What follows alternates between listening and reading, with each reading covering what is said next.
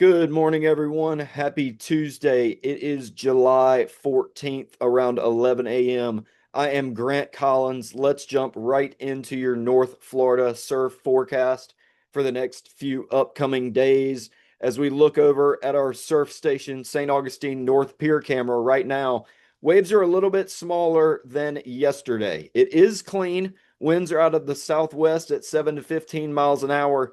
Tori, for his Dawn Patrol report this morning, calling it flat up to only half a foot, seeing waves breaking right on the beach. Our local buoy is at 2 feet at 4 seconds with swell coming out of the south currently.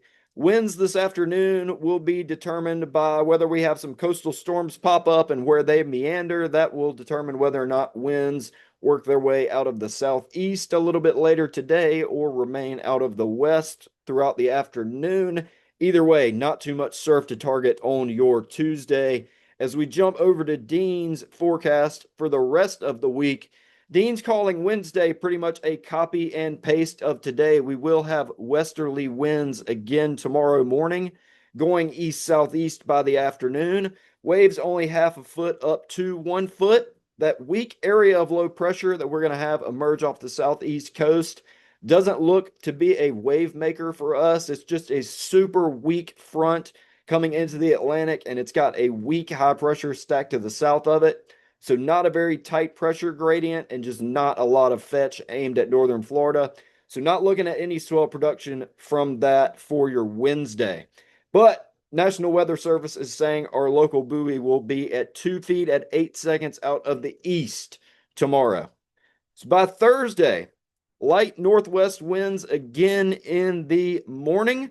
Winds will go onshore in the afternoon. Dean saying it's going to be flat to the occasional 1 foot wave on Thursday. National Weather Service is saying our local buoy will be at 2 feet at 7 seconds out of the east by Thursday. As we get into Friday and the weekend, hopefully some good news here. We should start to see swell heights increase and wave heights increase late Friday getting into the weekend.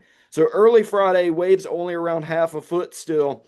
But National Weather Service is saying seas should increase up to potentially around 3 feet in a mixed period, 8 to 9 second easterly swell on Friday.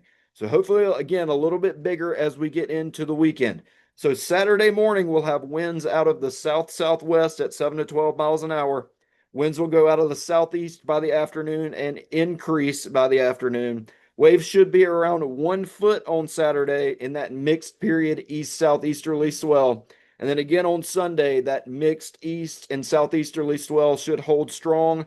Waves still should be around 1 foot, maybe up to a foot and a half by Sunday. We'll have lightest winds early out of the south, and then winds going out of the southeast and increasing by the afternoon on Sunday. Getting into next week, if we look at Dean's long range outlook here, we should have a multi-day east-southeasterly swell start to build around the 20th. So this is a little inside of a week we're talking here. As I jump over to tropical tidbits, this is for the 20th. This is the AIGFS model we're looking at here. As I run it through the 25th, when Dean is saying that swell could potentially peak, we've got two drivers of this swell production here. We've got a very weak area of low pressure in the northeastern Gulf that does have a chance to get a little bit stronger and maybe come ashore in the Panhandle. And we've also got some high pressure building in the Atlantic that's going to create some easterly trade swell for us. So again, this is still a week out. We'll keep you posted on this as I go through the model run here. Hopefully we'll have some southeasterly and easterly mixed period swell of a little bit better size to talk about next week. Either way, we will keep you posted. Everyone have a wonderful rest of the week. You.